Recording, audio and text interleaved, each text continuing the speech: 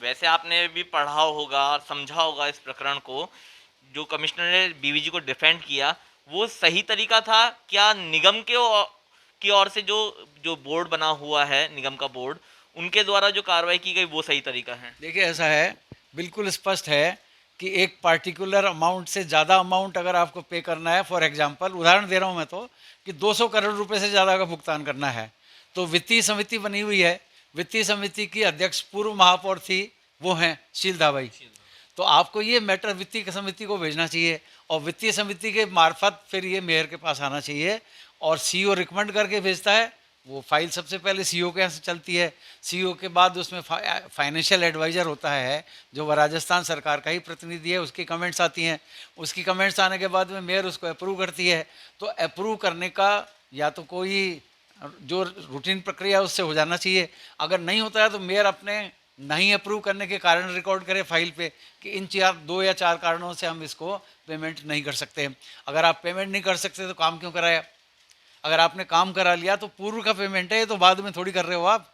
जो काम हो चुका उसका पेमेंट करना है आपको, तो पेमेंट तो करना ही पड़ेगा, नहीं करोगे तो कोर्ट में भी चले गए हैं। बीवीजी कंपनी ऑलरेडी कोर्ट में चली गई है और न्यायालय जहाँ तक मैं समझता हूँ अपने हिसाब से डिसीजन देगा। तो आप अगर काम करोगे तो पेमेंट करना पड़ेगा। तो तो सर ऐसे इस पूरे मसले में अब कहीं ना कहीं एक इलेक्टेड मेयर को यहाँ पर सस्पेंड कर दिया है। इस कार्रवाई को, राज्य सरकार के द्वारा जो कार्रवाई की गई है, उससे कहाँ तक सहमत हैं? और नगर पालिका अधिनियम क्या कहता है? देखिए, नगर पालिका अधिनियम में राज्य सरकार को कुछ विशेष परिस्थितियों में मेयर को या पार्षदों को सस्पेंड करने के अधिकार तो हैं, लेकिन वो तब हैं जबकि आप कोई जांच कराओ। ये कहते हैं हमने जांच भी कराई है। आज की जो रिपोर्ट्स हैं उसके हिसाब से सरकार ने कहा है कि हमने एक अधिकारी लगा के जांच करा ली। अब आपने जो अधिकारी लगा के जांच कराई है वो आरएएस अधिकारी है और नगर निगम का जो सीईओ है आईएएस अधिकारी है। तो आईएएस अधिकारी की क्या आप आरएएस अधिकारी से जांच करा सकते हो? वाजिब लगता है क्या किसी को भी? अगर जांच करानी है तो सेक्रेटरी स्तर के अधिकारी हैं, प्रिंसिपल सेक्रेटरी स्तर के अधिकारी हैं, उनमें से किसी से आप जांच कराओ। और जांच कराने के बाद में भी अब आप आज ये कह रहे हो कि हम न्यायिक जांच कराएंगे, तो आप पहले प्रशासनिक जांच करा रहे हो, फिर न्यायिक जांच करा रहे हो, तो न्यायिक जांच की घोषणा पहले ही कर देते हैं, तो ये विवाद अपने आप ही थम जाता। और अब जो जहाँ तक मेयर को और 3 पार्षदों को सस्पेंड करने की बात है, ये मामला, इस पर मैं टिप्पणी ज़्यादा इसलिए नहीं करना चाहता कि ये पॉलिटिकल है। अदरवाइज तो मेयर को सस्पेंड करने की ऐसी कौन सी बात आ गई जिससे आपको मेयर को सस्पेंड करने की जरूरत पड़े? क्यों सस्पेंड करें मेयर को? अगर आपने मेयर को सस्पेंड कर भी दिया है, मेयर कहती है मैं कोर्ट में जाऊंगी, वो भी स्वतंत्र है, कोर्ट में जा सकती है, लेकिन कोर्ट फिर इसमें सारे फैक्ट्स मांगेगा, आपकी रिपोर्टें मांगेगा, आपने जांच कराई वो मांगेगा, और किस वजह से ये सारा मामला उसको मांगेगा।